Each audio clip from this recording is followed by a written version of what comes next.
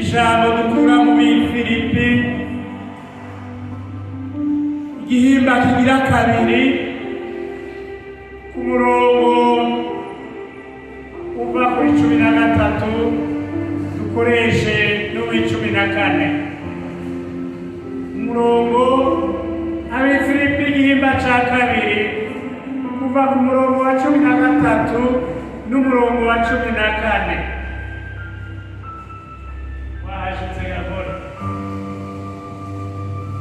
usome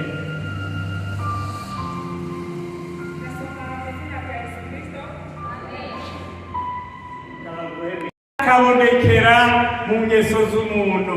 Haleluya, haleluya. Aya mashengero aba yarutse vuba vuba bayita amashengero y'abakizwa.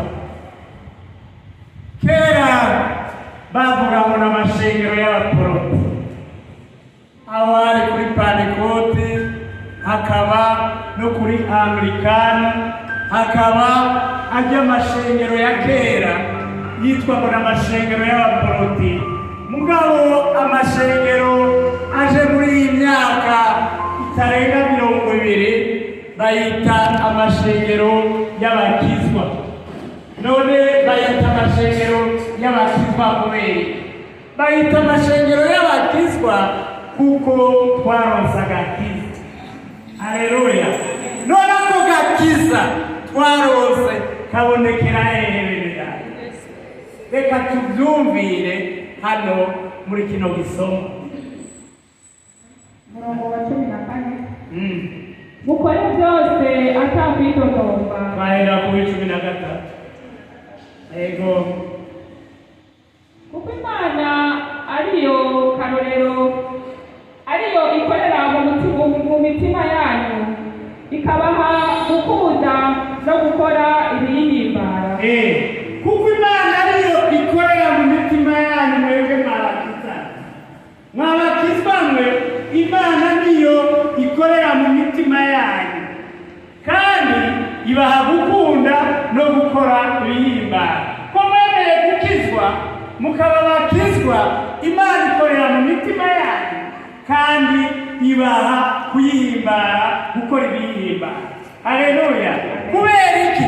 Ko mwabaye abakizwa mukemera ko muri abakizwa, Imana ikorera mu mitima yanyu kandi rero mwagira icyo gukora kituma mwirukana Imana mu mitima yanyu.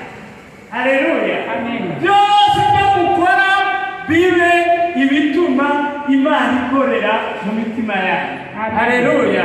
Ngo ibyo dukora byose ko twaronse ako gakiza, Imana ikorera mu mitima yacu kandi ikaduha gukora ibihimbara. Haleluya. Ariko ngo tuyireke ikorere mu mitima yacu mu kuyubaha. Haleluya. Ijambo rya mbere twaronse ku mukozi w'Imana Pasiteri Ruth yatubariye ati mukore ibigororokera Imana.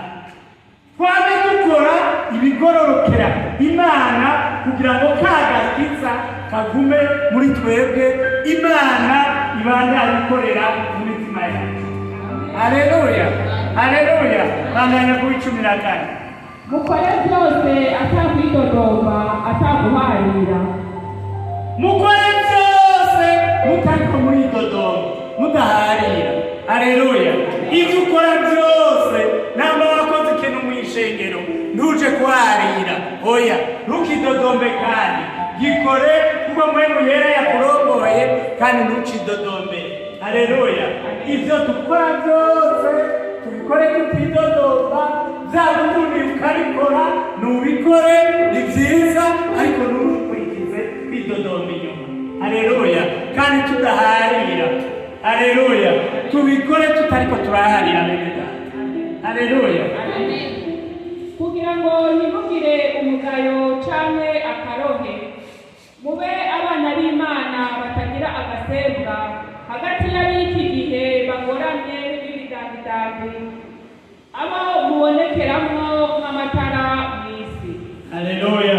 Urakoze cyane. iryo ni ijambo ry'Imana. Haleluya, iryo ni ijambo ry'Imana. Ngo dukore byose atakwidodomba atagwarira kugira ngo ntitugire umugayo cyangwa akarohe. Haleluya, ibyo ukoze uri kuridodomba Imana ntibigushimira. Haleluya, haleluya, ibyo dukora byose tubikore twanga yuko hari abaducisha mu ijisho, kandi tubikorane urukundo kuko tuzi yuko Imana yacu ari inyarukundo. Haleluya, ngo tuba abana b'Imana batagira agasembwa hagati y'abiki gihe bagoramiye mu bibi by'uburyo bwose. Abiki gihe bagoramiye mu bibi by'uburyo bwose, barondera amarongo. Abiki gihe birukana amarongo. Ariko tweho ibyo dukora byose twitandukanye n'abiki gihe bagoramiye muri ibyo by'amarongo. Haleluya, haleluya, ab'isi birukira mu marongo. Iyo wirukiye mu marongo menshi Imana muratandukana.